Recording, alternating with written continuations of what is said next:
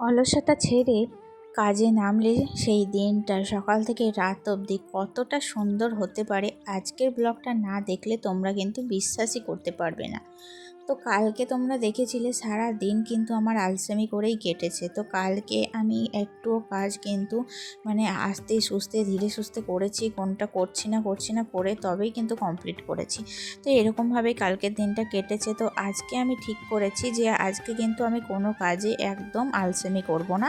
আমি কিন্তু মনে ফুল এনার্জি নিয়ে আজকে সকল কাজ একসঙ্গে কমপ্লিট করব, আর সেই কাজগুলোকে সুন্দর করে পরিপাটি করে করব। তো সেই রকমই মনে একটা এনার্জি নিয়ে আজকে আমি ঘুম থেকে উঠেছিলাম সকাল 6টার সময়। তো 6টার সময় উঠেছিলাম ঠিকই, কিন্তু আমি কাজে লেগেছি কিন্তু 6:30টার সময়। কারণ 6টার সময় ঘুম থেকে উঠে ছেলেকে রেডি করানো, তারপর হাজব্যান্ডকে ঘুম থেকে তুলে দেওয়া, ওদেরকে স্কুলে পাঠিয়ে তারপর কিন্তু আমি সংসারের কাজে লেগেছি। আসলে কি বলো তো, আজকে না আমার ননদ ছেলেকে স্কুলে নিয়ে যেতে পারেনি, ওর একটু অফিসের কাজ আছে, সেই কারণে আজকে আমার ছেলেকে আমার হাজব্যান্ডই স্কুলে নিয়ে গেছিলো। তো সেই কারণে ও তো একটু লেট করে ঘুম থেকে ওঠে, তো ওকে আমাকে ঘুম থেকে তুলে দিতে হয়। তাই জন্য ওকে অনেকক্ষণ থেকেই ডাকছিলাম যে ছেলের স্কুলে লেট হয়ে যাবে, তবুও না ফার্স্ট ক্লাসটা ধরতেই পারেনি, জানো তো।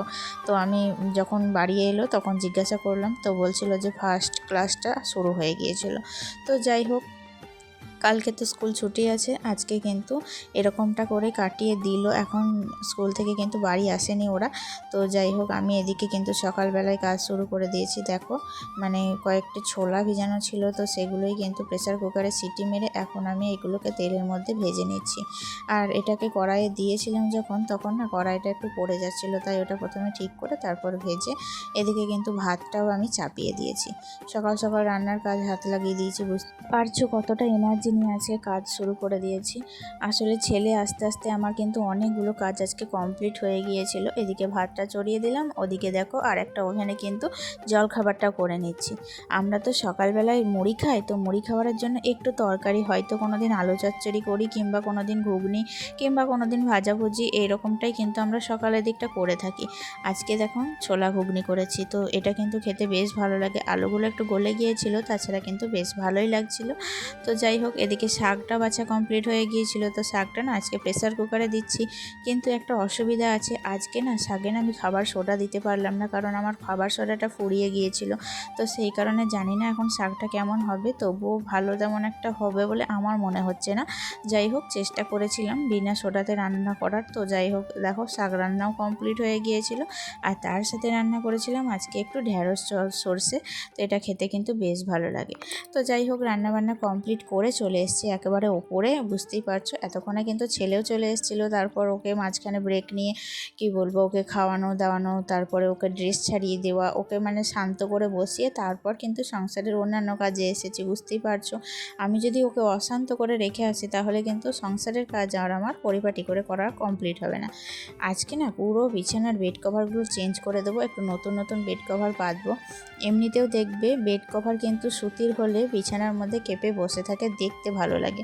কিন্তু কি বলবো, আমাদের এই যে গ্রামের দিকে বৃষ্টি আসে না, একটু ভয়েল টাইপের, ওগুলো কিন্তু অনেকগুলো হয়ে গেছে আমাদের। তো ওগুলোই আমরা বাড়িতে রেগুলার ব্যবহার করি, আর যখন লোকজন আসে তখন কিন্তু এই যে নতুন নতুন চাদর বেড কভারগুলো হয় তখন সুতির, এগুলোই কিন্তু ব্যবহার করি। আসলে কি বলতো, প্রত্যেক দিনই তো ইচ্ছা করে নতুন নতুন করে ঘরগুলোকে সাজাতে, নতুন নতুন বেড কভার পাততে, জানলার কভার লাগাতে, কিন্তু কি বলতো আমরা সবগুলো ব্যবহার করতে পারি না, কারণ দেখি যে লোকজন এলে তখন সবগুলো কি পুরনো হয়ে যাবে। তাই জন্য কয়েকটা চাদর কিন্তু তোলার জন্য রেখে দিই, লোকজন যখন আসে তখনই পারি। তো কালকে তো দেখো বাড়িতে অনেক লোকজন আসবে, সেই কারণে আজকে কিন্তু আমি রান্নাটা তাড়াতাড়ি সেরে নিয়েছি, আর এখন কিন্তু ওপরের ঘরগুলো একটু পরিষ্কার করে নিচ্ছি। নতুন নতুন বেড কভারগুলো প্রথমে বিছানার মধ্যে পেতে নেব, তারপর বালিশগুলো নামিয়ে রেখে দেব। আর যে বেড কভারগুলো তুলে নিচ্ছি সেই বেড কভারগুলো কিন্তু আমি একটু কেচে দেব, কারণ এই বেড কভারগুলো এখন তো হালকা ধরো ঠান্ডা লাগছে ভোরের দিকে, তো এই বেড কভারগুলো কিন্তু গায়ে নেওয়া হবে। তো এরকমটা ভেবেই আজকে কাজে লেগেছি দেখো। আর কি বলবো তোমাদের, এত পায়ে ব্যথা করছিল না, দাঁড়িয়ে দাঁড়িয়ে রান্না করেছিলাম, মনে হচ্ছে কতক্ষণে কাজটা শেষ করব তারপরে একটু শোবো। তো তারপরে অনেকগুলো সবজিও নিয়ে এসেছিলো কালকের জন্য, কালকে রান্না হবে বুঝতেই পারছো। তো সেগুলোকেই এখন ফ্রিজের মধ্যে স্টোর করে রাখছি। আর এই ফ্রিজটা পাওয়াতে আমার এত সুবিধা হয়েছে যে কি বলবো তোমাদের। তাও তো এখন প্রচণ্ড গরম পড়েনি, প্রচণ্ড গরম না পড়তেই তো এত সুবিধা হয়েছে। মানে একদিন মশলা করে 2-3 দিন চলে যাচ্ছে। তারপরে সবজিগুলো আগে এত নষ্ট হয়ে যেত গরমের মধ্যে, সেগুলোও কিন্তু ফ্রিজে রেখে দেওয়া হচ্ছে। বাড়তি খাবার দাবার সব কিছুই কিন্তু ফ্রিজের মধ্যে রেখে দিচ্ছি। কিন্তু আমি কিন্তু এখনও ফ্রিজটাকে মাছ, ডিম বা মাংস মানে করিনি, বুঝতেই পারছো। তো যাই হোক, তারপরে দেখলাম সমস্তটাই কমপ্লিট হয়ে গেছে। এখন কিন্তু একটু ঘর বারান্দাগুলো মুছে নেব। ভালো করে যদি না মুছি না পাকা বারান্দা, দেখতে কিন্তু খুব বাজে বিশ্রী লাগে। মোছার পর গরমের দিন দেখবে একটা আলাদা রকম ফ্রেশ ফিল আসে বাড়ি ঘরে। তো সেই জন্য এখন কিন্তু সমস্ত ঘর বারান্দা আমি হাতে করেই মুছে নিচ্ছি, তারপর যাব স্নানে। কালকের আমার কথাগুলো শোনে আর দিদিভাইরা কি আমার ওপর রাগ করলে নাকি যে আমাকে কমেন্ট করা ছেড়েই দিলে? আমি তো অনেক দিন থেকে বন্দনা দিদিভাইয়ের কমেন্ট পাচ্ছি না, তারপরে আরও অন্যান্য দিদিভাইদের কমেন্ট কারোরই কিন্তু পাচ্ছি না। আর পূজা দিদিভাই তো কবেই সেই বললো যে বাঁকুড়াতে আমার বাড়ি, তারপর থেকে তো তার আর কোনো দেখাই নেই। কি হলো দিদিভাই তোমাদের সবাই? তোমরা কি আমার ভিডিও দেখছো না?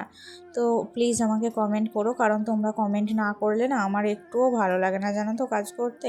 প্লিজ তোমরা আমাকে কমেন্ট করো, আমার ভিডিও কেমন লাগছে অবশ্যই জানিও, হ্যাঁ।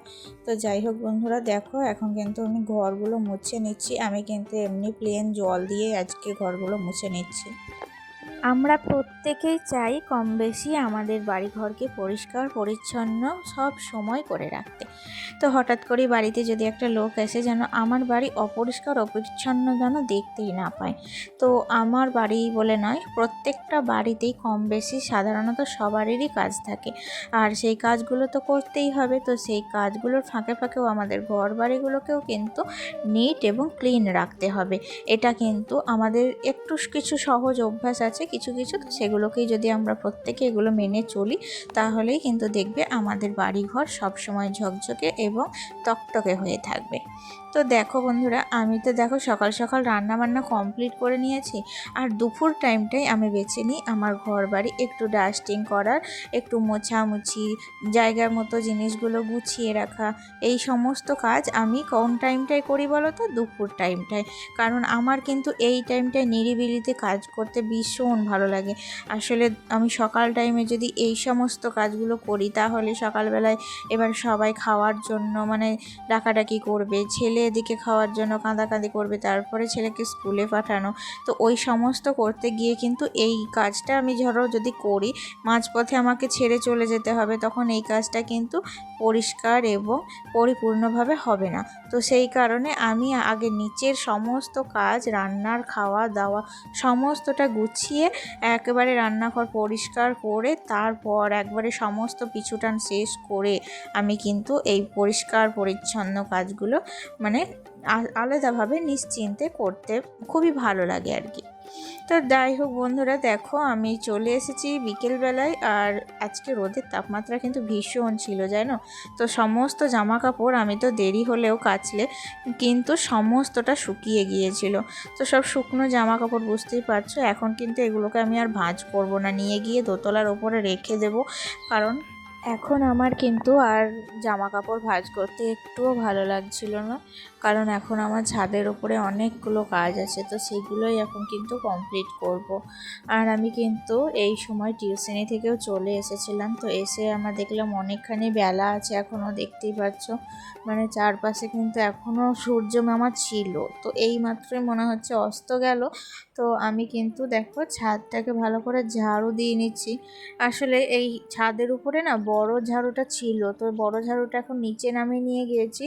আর নিচেকার যে ছোট ঝাড়ুটা যেটা ক্ষয় হয়ে গিয়েছে সেটাই এখন ওপরে রেখে দিয়েছি। আসলে কি বলো তো, বড় ঝাড়ুটা তো নিচে রেগুলার লাগছে, আর ওপরে তো আমি রেগুলার ঝাড়ু দেই না, যখন একটু বেশি নোংরা হয় তখন কিন্তু ঝাড়ুটা দেই আর কি। তো সেই জন্যই আমি নিচে বড়টা নিয়ে গিয়েছিলাম, আর ওপরে ছোটোটা এনেছিলাম। তো ঝাড়ু দিয়ে যাচ্ছি কিন্তু বেশ অসুবিধাই হচ্ছিল। তো যাই হোক, তারপরে দেখো গাছগুলোতে একটু জল দিয়ে নিচ্ছি। গাছগুলো আজকে শ্বশুরমশাই দুপুরবেলায় জল দিতে পারেননি, তো সেই জন্য গাছগুলো না একদমই ঝলসে গিয়েছিল রোদে। কারণ ওই যে বললাম প্রচুর পরিমাণে রোদের তাপমাত্রা ছিল আজকে। তো গাছগুলোর কিছু হলে এত মনটা খারাপ হয়ে যায়। তো আমি কিন্তু দেরি না করে প্রত্যেকটা গাছের গোড়ায় জল দিয়ে দিলাম, আর যেগুলো মাটি ভেজা ছিল সেগুলোতে আর জল দিলাম না। সকালবেলায় যখন ছাদে এসেছিলাম তখন দেখলাম যে আমার জিনিয়া গাছের যে গাছ বিচনগুলো বেরিয়ে গাছ হয়েছিল, সেগুলোতে না কেমন একটা শুঁয়োপোকা টাইপের পোকা ধরেছে। তো গাছগুলোর পাতাগুলো খেয়ে নিচ্ছিল, তো জাল জাল হয়ে গিয়েছিল। সেই কারণে আমি একটু কীটনাশক ভালো করে পাতাগুলোতে স্প্রে করে দিচ্ছিলাম, দেখতেই পাচ্ছ। তো গাছগুলোতেও একদমই ঝলসে গিয়েছিল। এখন জল দেওয়া মোটামুটি 10 মিনিট হয়েছে বলে গাছগুলো অনেকটা সতেজ লাগছে। তো তারপরেই কিন্তু স্প্রেটা দিচ্ছি, নয়তো গাছগুলো মরে যেতে পারতো।